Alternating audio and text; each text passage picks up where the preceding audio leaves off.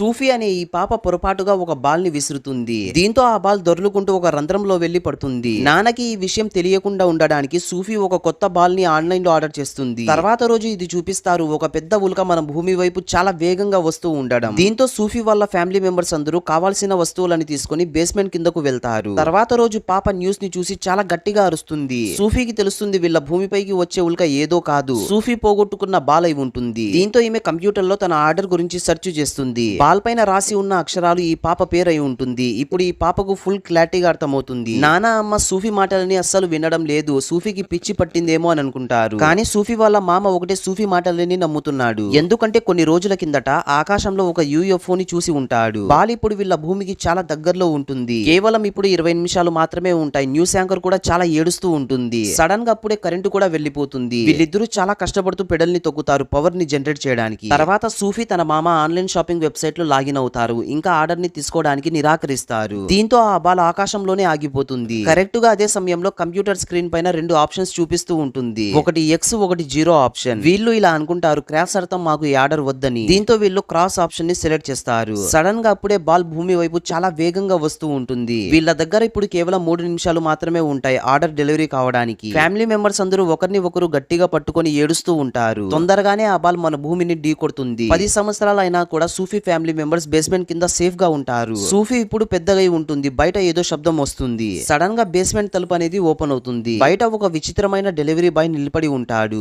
సూఫీ కోసం ఇతను 10 సంవత్సరాలుగా వెయిట్ చేస్తున్నాడు. డెలివరీ బాయ్ ఒక ట్రాకింగ్ నంబర్ ని చూపిస్తాడు. సూఫీ ఆ నంబర్ ని ముట్టుకున్న వెంటనే డెలివరీ సక్సెస్ఫుల్ అవుతుంది. దీంతో ఇతను తిరిగి వెనక్కి వెళ్లిపోతాడు. తర్వాత సూఫీ చూస్తుంది తన వెనకాల ఒక పెద్ద బాల్ ఉండడం.